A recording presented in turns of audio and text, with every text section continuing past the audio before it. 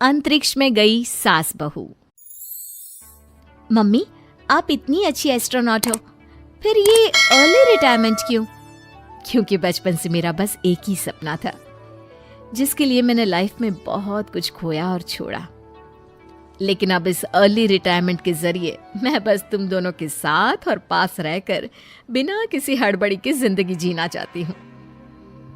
सास की बात सुनकर काजल मुस्कुराकर चली जाती है। उसी शाम ऑफिस से घर वापस आकर अजय अपनी मम्मी के पास बैठता है। मम्मी, क्या हमारी स्पेस ऑर्गेनाइजेशन कोई नया स्पेस मिशन प्लान कर रही है? क्या मिशन है, बताओ ना मम्मी। हे भगवान, शरीर इतना बड़ा हो गया लेकिन दिमाग आज भी बच्चों से गया गुजरा है। घर में आया नहीं कि सवाल शुरू। तो तुम जवाब दे दो ना। मैं क्या जवाब दूं? जैसे तुझे मेरे रिटायरमेंट के बारे में पता ही नहीं। इतने समय से तूने मुझे ऑफिस जाते हुए देखा क्या? फिर मुझे कैसे पता होगा? जा, तेरी पत्नी से पूछ, वो रोज ऑफिस जाती है। माँ की बात पर अजय आवाज लगाकर काजल को बुलाकर वही सवाल उससे भी पूछता है, पर काजल उसका कोई जवाब नहीं देती। और बोलो पत्नी से पूछने के लिए, मैडम जवाब ही नहीं दे रही। सवाल जायज हो तो जवाब मिलेगा ना, तुम्हें अच्छे से पता है। कॉन्फिडेंशियलिटी रूल्स के चलते हम किसी से भी ऑर्गेनाइजेशन और मिशन से रिलेटेड कोई बात नहीं कर सकते। वो तो पता है, लेकिन मुझसे भी छुपाने का मतलब समझ में नहीं आया। वो मम्मी, रिटायरमेंट एप्लीकेशन के बाद से आपने ऑफिस भी आना बंद कर दिया। सबको लगा कि अब आप इंटरेस्टेड नहीं होगी, इसलिए इन्फॉर्म नहीं किया। क्या तुम भी इस मिशन का हिस्सा हो? मैं ही इस मिशन की लीड साइंटिस्ट हूँ। ये हमारा अब तक का सबसे बड़ा और इम्पोर्टेंट मिशन है। अगर ये सक्सेसफुल हो गया तो दुनिया में हमारे नाम के साथ मेरा प्रमोशन भी पक्का है। काजल की बात सुनकर दोनों माँ बेटे हैरान रह जाते हैं, लेकिन फिर सब साथ मिलकर सेलिब्रेट करते हैं। अब दिन बीतने लगते हैं। काजल स्पेस मिशन के चलते पहले से ज्यादा बिजी हो जाती है और देर तक ऑफिस में समय बिताने लगती है। कुछ समय तक इसे चुपचाप देखने के बाद एक सुबह बहू को सामने देखकर आखिरकार सास उसे टोक ही देती है। आ रही हो या जा रही हो? भाई, हमें तो तुम्हारी शक्ल देखे लगता है सदियां बीत गई। मैडम कब आती है कब जाती है कुछ पता ही नहीं चलता। अरे ऐसा कौन सा मिशन है जिसने सुबह रात घर परिवार सब भुला दिया?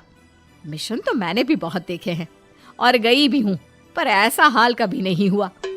मम्मी, मैं आपकी चिंता और गुस्सा समझ सकती हूँ, पर ये स्पेस मिशन आज तक के सभी मिशन से बहुत अलग है।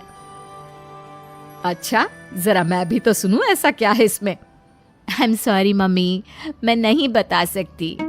भूलो मत, मैंने रिटायरमेंट अप्लाई किया है, लेकिन रिटायर होने में अभी 7 महीने बाकी है, जिसके हिसाब से मैं आज भी ऑर्गेनाइजेशन का हिस्सा हूँ।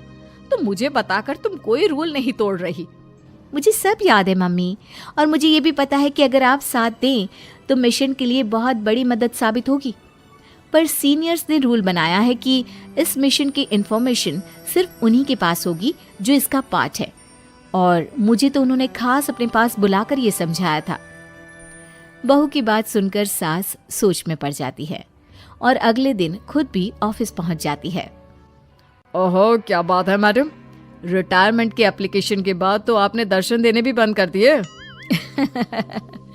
अरे सर, अगर ईद का चांद रोज निकला करता तो क्या उसका स्वागत इतने जश्न से होता? इस पर सीनियर भी हंसने लगते हैं और दोनों कैबिन में जाकर बैठ जाते हैं, जहां सास बातों बातों में नए स्पेस मिशन के बारे में पूछती हैं।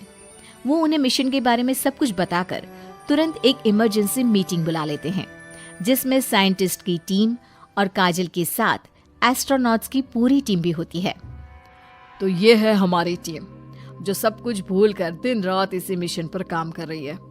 अगर आप भी हमें ज्वाइन कर ले तो सोने पर सुहागा हो जाएगा। अगर आप मुझे टीम में चाहते थे तो पहले कांटेक्ट क्यों नहीं किया? आपने स्पेस में ना जाने के फैसले के साथ डेस्क जॉब का भी इनकार कर दिया और अर्ली रिटायरमेंट के लिए अप्लाई कर दिया, और फिर पिछले 1 महीने में किसी के साथ कोई कांटेक्ट भी नहीं हुआ। इसलिए हमने सोचा शायद अब आप ब्रेक लेकर इस सब से दूर रहना चाहती हो। और इसीलिए किसी ने आपको परेशान करना सही नहीं समझा। बात तो आपकी सही है, फिर भी एक सुझाव देना चाहूंगी।